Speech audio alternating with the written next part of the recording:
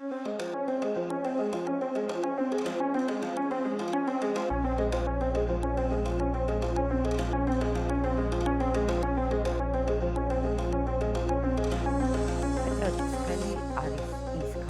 Otskheli is the Georgian scenographer who changed the path of local theatrical decorative art.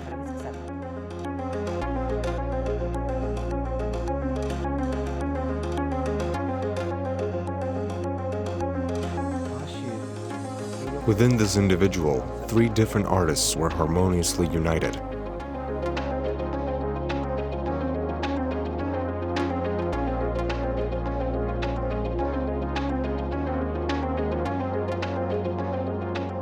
According to Marjanishvili, Oცხeli's decorations often gave the actors certain hints on how to move around on stage.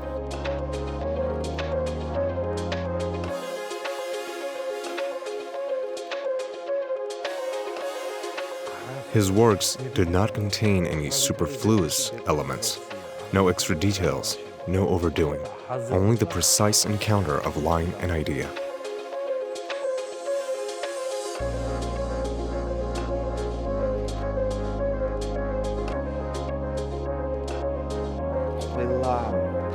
Every self-respecting museum has its own Leonardo da Vinci, Michelangelo, Gioconda. For our museum, this is Petre Otskheli.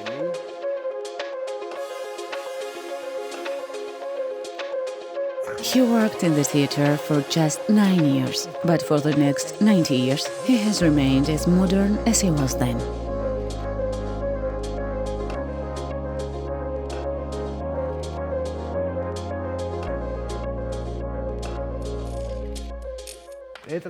The fact that Petre Otskheli was born into a Catholic family is of particular importance to his biography, since apparently a Catholic upbringing develops a person's specific respect towards systematic work and work ethics. The Catholic family of a successful and wealthy industrialist moved to Moscow, where they owned a broadcloth production factory. This happened during World War I. In Moscow, Petre enrolled at the Catholic Church school, where he continued the education previously begun in his family. At that time, the theatrical life of Moscow was very progressive. The Oskelly family and their children regularly attended theater performances in the same way that they went to weekly Sunday liturgies. Petre transferred his childhood impressions onto the paper. This exceptionally talented child revived in the sketches of his notebook everything he witnessed on the stage, be it in the mice on scene, the characters, or the stories. Later the brothers started to cut out these paintings. Petre painted these figures so as to stage many family performances. But then the October Revolution occurred. To be more precise, it was a Bolshevik coup. Deprived of any source of income, the family returned to Kutaisi. Petre continued his studies in Kutaisi, where he attended the painting school that functioned next to his regular one. There he met the incredible instructor Ivane Cheishvili. We know almost nothing about him, but the fact that he was an incredible instructor is revealed in the graphic works of Oცხeli, produced whilst a pupil of his. Petre already knew what kind of future he wanted to pursue. He connected his life with the Academy of Arts. There he met the classical old-school teachers and 2 very interesting individuals, Eugene Lancare and Joseph Charlemagne. Oცხeli graduated with 2 diplomas from the Faculty of Fine Arts and Architecture. Performances staged by the workers' theaters were very interesting in form, but not content. One of these performances, titled The Arsonist, was decorated by a student of the Academy of Arts, Petre Otskheli. Thanks to a lucky coincidence, the performance was attended by Petre Marjanishvili, He became interested in the young designer, immediately noticing the elements and potential needed for his own reforms. He invited Otskheli to produce decorations for Shalva Dadiani's lesser-known play, Straight into the Heart. With all its attributes, plasticity, and visual elements, it is a very interesting, classic, modernist work. This work demonstrates the vision of the scenographer, his ability to deconstruct a space, his remarkable instinct and talent. After this work, Gordon Marjanishvili entrusted the young artist with a stage design for his major work, Uriel Acosta. At first, Oცხeli was met with a certain amount of disapproval from the side of the troupe. He was very young. Marjanishvili had commissioned a 22-year-old artist to produce decorations for the very important play, Uriel Acosta.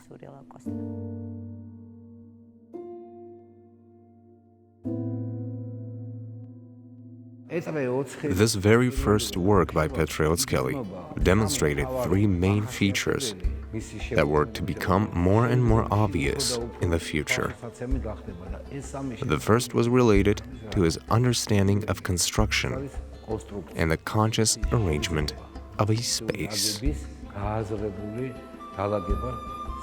The scenographer became a person with a mindset similar to that for a director. His work was no longer limited to stage design and creation under the guidance of a director. The designer began to determine the rhythm, conflict, and idea of the play. He produced conceptual arts that started to develop under his leadership. The second feature, which later turned into his signature know-how, was linked to the sketches of his costumes. Oskelly's costumes do not exist in separation from the characters. The artist did not draw a costume by itself, but created a creature with its own personality and instincts, rather than psychology. He sees the instincts of the characters and reveals them through the gestures, sometimes facial expressions or movements of the body. All these details are connected to the garments.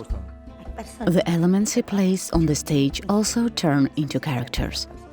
They perform, change, breathe, transform, and live on the stage while determining the idea, conflict, and motive of an entire performance. These are absolutely complete portraits, conceptual artistic works. Each of the sketches presents a self-sufficient piece of art. In terms of quality, they are no less interesting than the designs of Paul Poiret. The costume made for Verico and Japaridze in the play The Whites is a unique piece of Art Nouveau and a very interesting example of modern design. Based on the content of the plot and the nature of the character, Petre Otskheli easily alters the articulate, expressive lines of constructions. He does it in an incredible way. It is astonishing how the talent of a single artist could accommodate all these features. On the one hand, he works with constructivism, while on the other hand, he engages with expressionism, as in the play The Whites or Beatrice.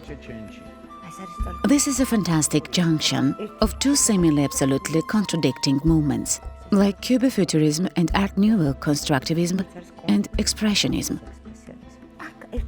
He works combine national motifs and oriental ornaments. A very austere construction and architectural vision together create a fantastic, incredible, unique artistic language. The third feature of Petre Otskheli's work is his inclination towards the grotesque. All the characters he paints are grotesque and exhibit exaggerated, stylized features. Sometimes the grotesque produces a comical effect. However, in Petre Otskheli's case, it is at times not funny at all. In fact, it can be quite ghastly. For example, the play Aprakuni Chimchimeli, with its sketches and scenography that are full of hypertrophied peppers and pumpkins that are commonly found in Georgian orchards. There is one thing that needs to be mentioned. In Oskelly's case, it is impossible to categorize his works into different styles such as constructivism, expressionism, or grotesque. The features of different movements are present everywhere. It just depends on what share of each movement the works contain within themselves. When the Soviet Union was hit by a wave of denouncing formalism. Of course, Petre Otskheli and the Marjanishvili theatre were also affected. He wrote a very interesting letter. Rejecting formalism means that I am rejecting myself, my personality, my signature work. I can't reject myself. This means that I denounce myself. And he found a very interesting way out of this situation in a grotesque form, which renders his vision more innovative and avant-garde. The uniqueness of Marjanishvili manifested itself in the fact that he first assembled an avant-garde team of artists such as Irakli Gamrakeli in the Rustaveli theatre.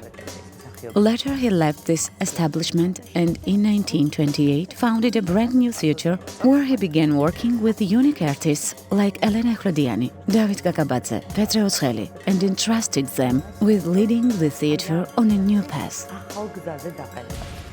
This is the period when cinema becomes increasingly popular and is recognized as a domain of art. In this field, too, Oცხeli reveals himself to be an innovator. He can play with the artistic pearls of any movement, style, and epoch to present them all as a synthesis of different elements. This is what his constructivist approach and monumental work is all about.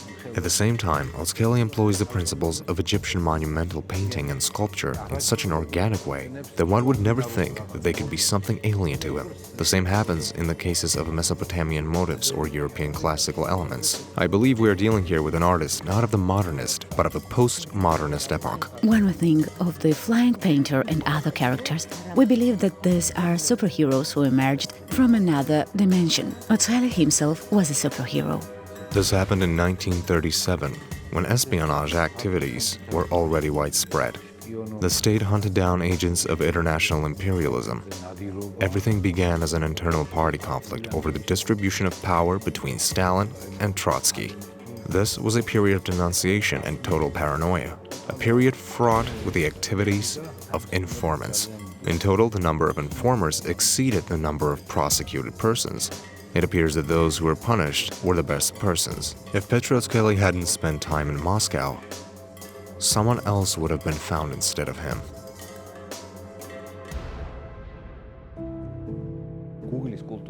Google Cultural Institute presented an exhibition dedicated to Petre Otskheli in its virtual space. It was given an odd, but at the same time interesting title, which I believe describes the essence of Petre Otskheli's work in the best possible way. Eternally modern. Georgian avant-garde took a path that differed from its European counterpart.